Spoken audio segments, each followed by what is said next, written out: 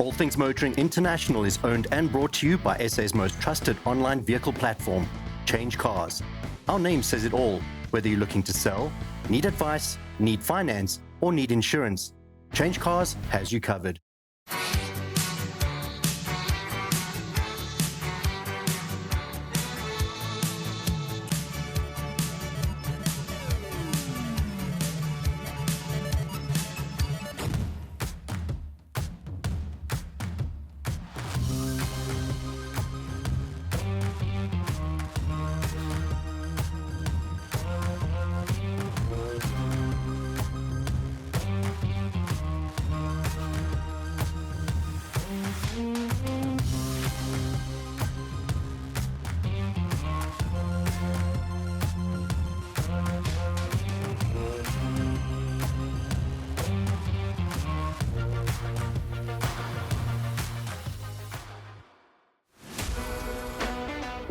Coming up this week on All Things Motoring, Mike and Ernest bring you all things watersports as the team enjoys some fun challenges in the sun. And between all of this, Ernest drives a blast from the past, a 1.6 Opel Monza. This is a show with a nautical twist.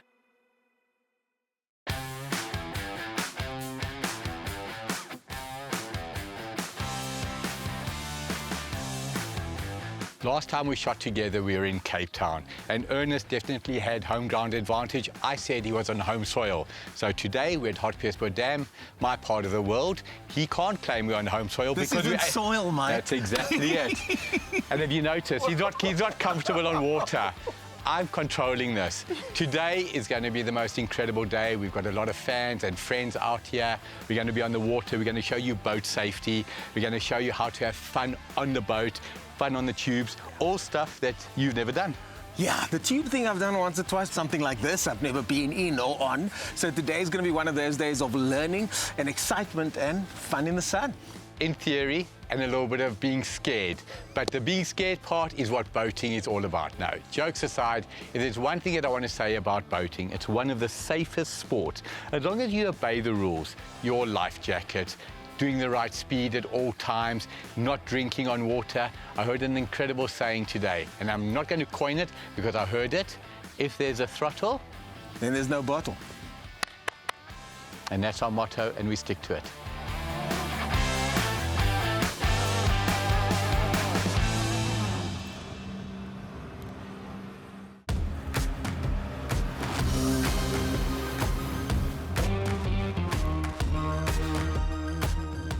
Mike and the guys are pulling in after their incredible run on the big boat over there. I'm not even sure what that is. I need some questions answered. And for that, I'm going to ask the voice in the sky to give me some answers on boating. Boating in South Africa has a rich history dating back to the early indigenous communities who navigated rivers and coastal waters using simple dugout canoes.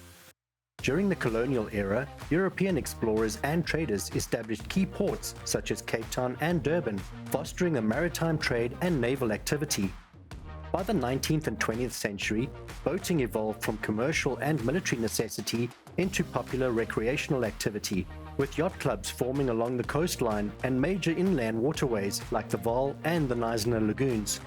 Today, South Africa has a thriving boating culture, with competitive sailing, fishing, and leisure cruising playing significant roles in its maritime heritage.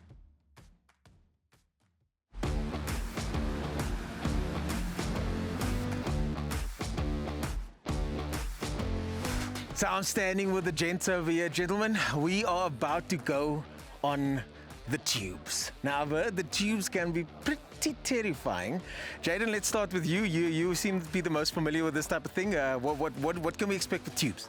So just expect like lots of speed, lots of turns. There's like some bad sides, and the middle's the best seat. Middle is the best seat. So are you going to be taking the middle seat, Logan? Yep. Obviously, maybe. Okay, so Timmy, what are we looking at? What can we expect? What is he doing? I know that Mike's excited to take these guys out, that's for sure. Timmy, are you excited? Yeah, I'm very excited. Just hope I don't be on the bad side. Hate that side. There's a bad side? Which side is the bad side? So I know. It's the right side, yeah. Okay, the right side. It's called the hull side. Yeah. It's called? The hull side. Let's try and stay away from the hillsides. I'm going to leave you guys to sort that out amongst you young men. Let's see who draws the shortest straw.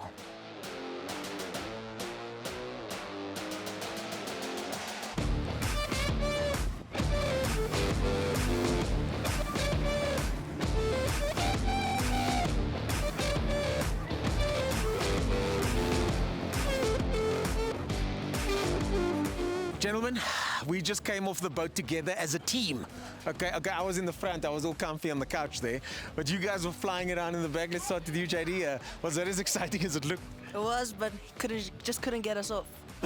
But I saw you doing the thumbs down at one stage, which means slow down. Okay. What happened? What happened out there? That was more than just a tube ride. That was a death wish. I was dying. Well, it looks like you guys are smiling. I know, Logan, you look like you want to go again. Yep. This man was screaming, I'm in the water, I'm in the water. Well, there you go, folks. Water sports is and can be fun. I think I'm going to let these guys go because I think they want to go again.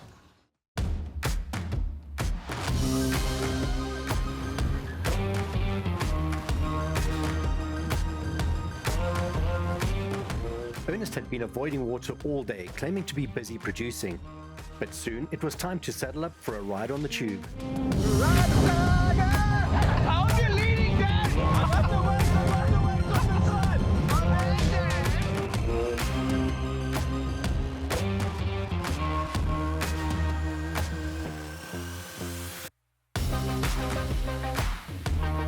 I just came off the tube now and it was scary / exhilarating. I would hate to know what my expressions looked like while I was on there. But I tell you what, I haven't had that kind of fun since I was about 12 years old. Which is why the 12-year-olds are currently back on the thing.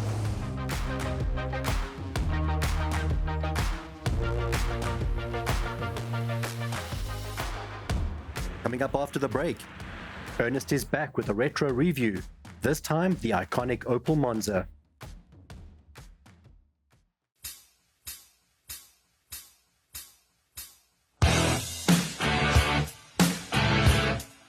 Are you looking to sell? Visit Change Cars and click on the Selling tab.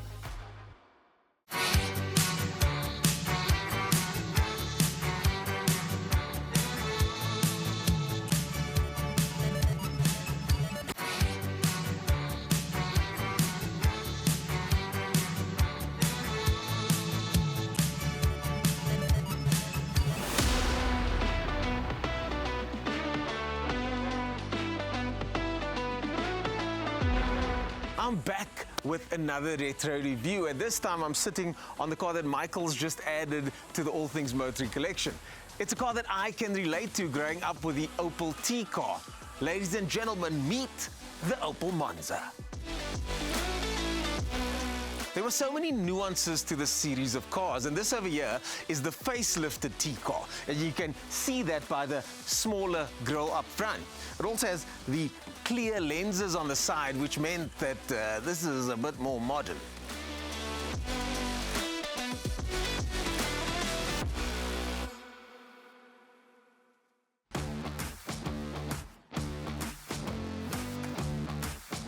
There were many ways to differentiate your car, and another way to spot which model you had was the one with the fog lights or the vent. Of course, because this is a 160, it doesn't have any of those in front. It also has a slightly different beading on the side, and this car is running on the 13-inch tires. Opel was so well known for their aerodynamics as well, and you can see that on that sculpted rearview mirror over there. It was a little confusing, this name, because a Monza was also a synonym for performance exhaust, and if you had a Monza on your Monza, well, things can get confusing. It also came from a time where the sedan version of a hatchback didn't look like they just added a hatch onto the back of the car. I'm talking to you, Polo sedan. And then, let's look at this boot. It's ginormous.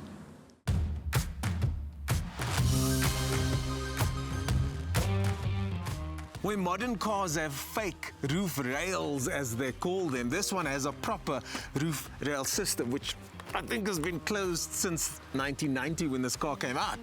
But interesting, back then, there were no fake trinkets. Everything was functional. Now that looks familiar. The 1.6 shared its engine across many, many cars, and this one here is the carburetor model found in the 1.6 GLS. Incidentally, the same car my sister had, which I stole, and I'll tell you more about that later. But for now, this engine is and was very economical and very reliable. Unlike the equivalent Golf of the time, these doors actually worked. Speaking of doors, let's open this one and go take it for a drive.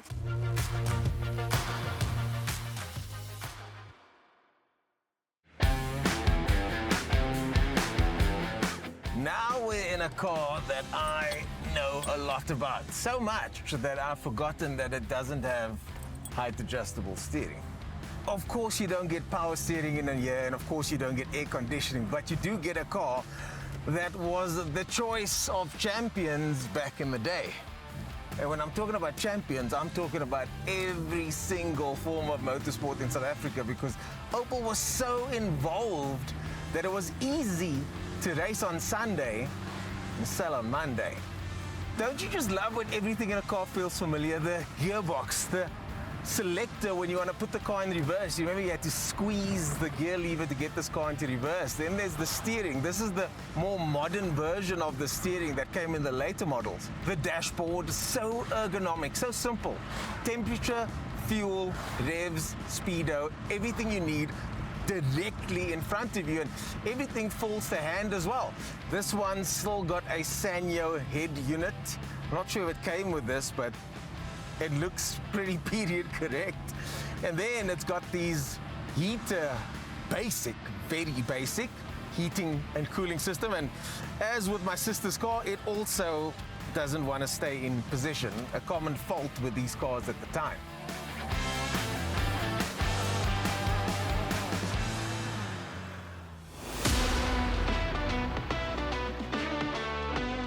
Yeah, I remember this car fondly. 0 to 100 for the hatchback version was around the 12-second mark, which was plenty fast enough. And you could cruise around with your parents' car, in my case, your sister's car, and use 50 Rand, 100 Rand petrol because it was so economical. It really was a car that helped mobility in South Africa.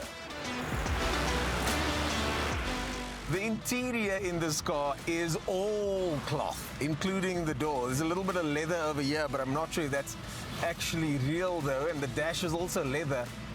And although the dash is quite hard, it's not rock hard, is it?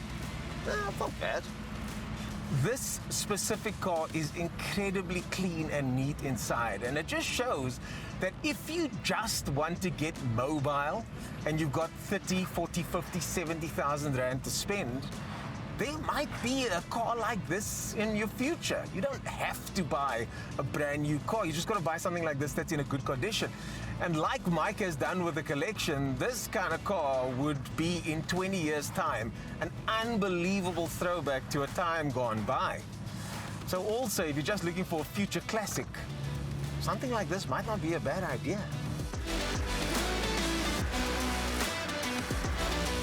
This car does not have regular seat adjusters. These were in fact quite a novelty back then, because you turned the seat to get it to exactly the right spot you wanted.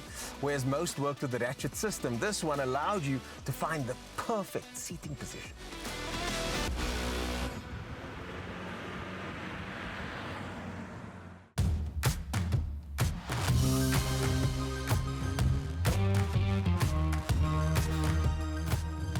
I've got to say, this is one of the most special retro reviews that we've done recently. It feels like my youth. It feels like me being a 15-year-old teenager wanting to just drive anything. And the only car available was a 1.6 Opel. Yeah, it's still a special car, this one. Still a special car. Coming up after the break, we bring our time at the dam to a close. Did you know? The Opel Monza was introduced in South Africa as the sedan version of the iconic Opel Kadett. It came with various engine options, including the carburetor and fuel-injected versions. The performance flagship CD16 valve was a formidably fast sedan that was the very definition of the term sleeper. It weighed around 1 ton and had a top speed of 218 kilometers an hour. Incredibly frugal across the range, it was one of the few cars that combined performance with fuel economy.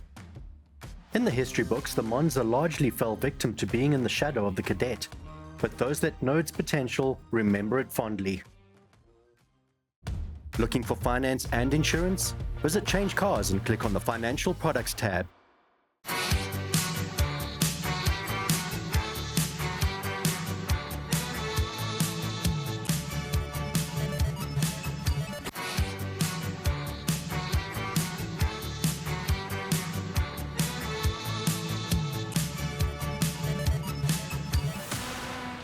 As the sun set, the team went for a high-speed cruise around the dam, enjoying some of the beauty our special country has to offer.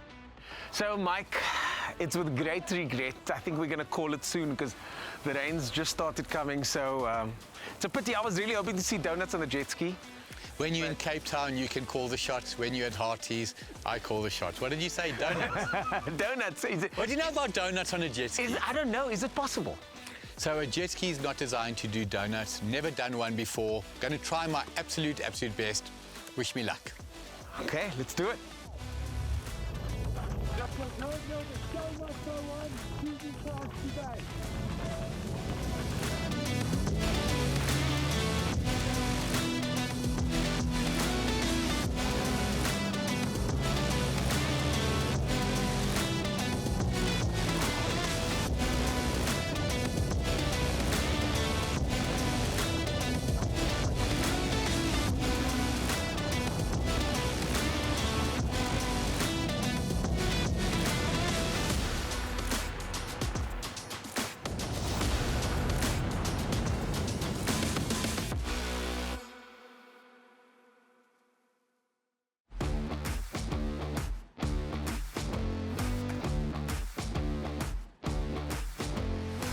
Rain or shine, the show must go on, as Mike said earlier on, and clearly the show was going on. Andrew, you look pretty good out there, I've got to say. You were one of the best performers on that little thing.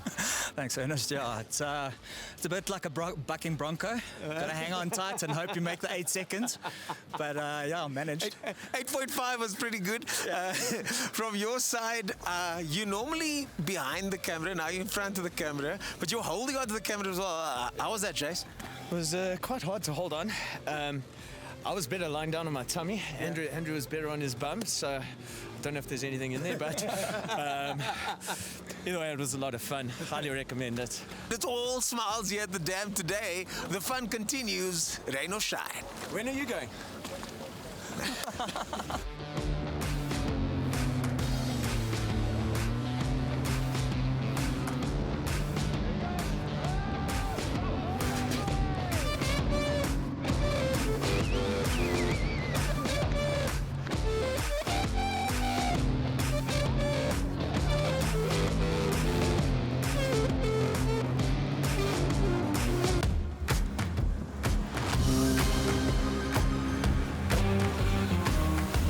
The visit to the dam was not just about Mike and Ernest having all the fun. We got the crew, friends, fans, and family involved too. I'm standing here with Derek, Logan, and Ava, and you guys just went on the boat now. Logan, let's start with you. How was that? It was crazy good. Was it fast? Yeah, but fun. Yeah, it looked fun and fast. From your side, how was it for you? No, it was awesome. What a great experience. Yeah. So, is this your first time on a boat like this? No. Okay, so you've been on boats before? Yes. We were like on not like big boats like that. We were on like small boats that went really fast. Yeah, but this one seems fast though as well. Yeah, it's fast, but it's good. Nice. Very fast. So, Logan, one more question for you. If you had to choose boats or cars? Boats. Obviously. Yeah. I'm definitely choosing cars, but today, let's see, maybe I change my mind. Yeah. Boats.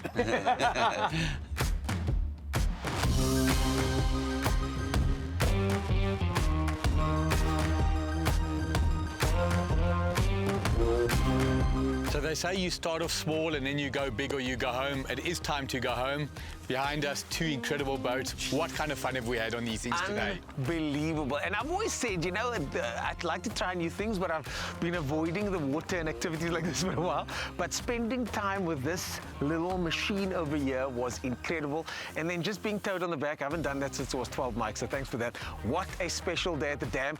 What a special day, what a special time with the people that we've been with. And of course, how special is that big one over there? Incredible. So for me, this is something that I've grown up with. I've probably been boating for the last 30 years, but I can truthfully say every single weekend, if I go boating, it's like I've done it for the first time. Yeah. Seeing you today on the tube, this was Ernest. Yeah, no, I've got this.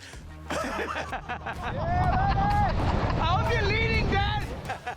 He was hanging on for dear life. It was a mix of terror and enjoyment. That's what it was, a bit of both. In which order? Yeah, exactly, exactly. But another incredible day. We had a few friends out here today. You saw the interviews. If I say to you a day in the sun, on the water, can you do better? Yeah, exactly. And even with this weather, even with the rain threatening, it didn't stop the fun. And that's why I'm glad I came today. Rain or shine, we're going to do this thing here at All Things Motoring.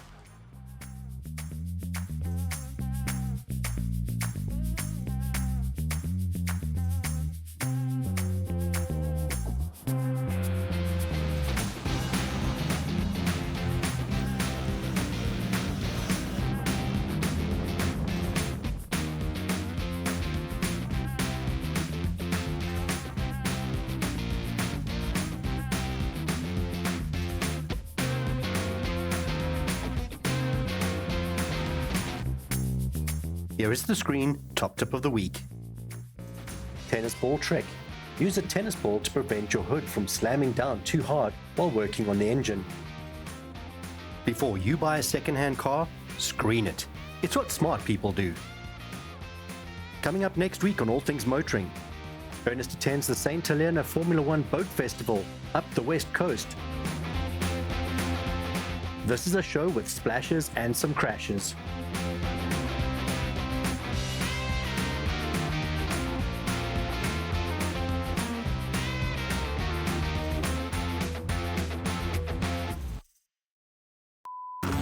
Ernest, you look like you need to be more comfortable there. Michael, just push the boat out as far as you can.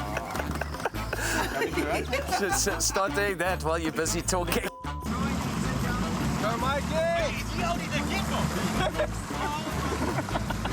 How much did that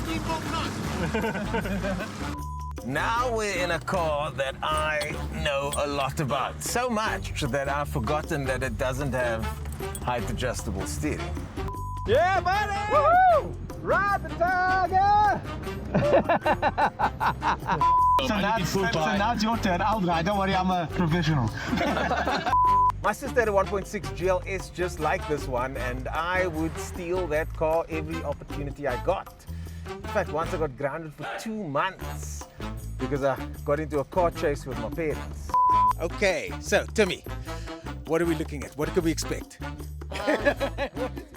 But it's so weird to me that nobody thought to put a cup holder in here.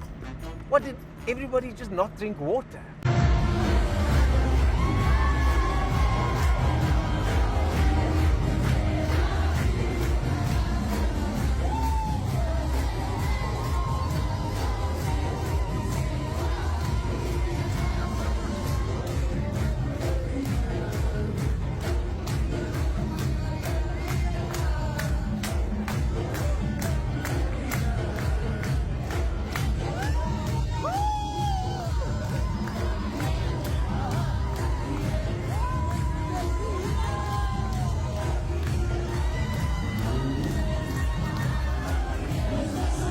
Do you need any motoring advice? From where or what to buy? And where to sell? Visit the All Things Motoring International website and click the Advice tab to ask Mikey. All Things Motoring International was brought to you by SA's most trusted online vehicle platform, CHANGECARS. Our name says it all. There is no safer online vehicle platform. That's not an opinion, that's a fact.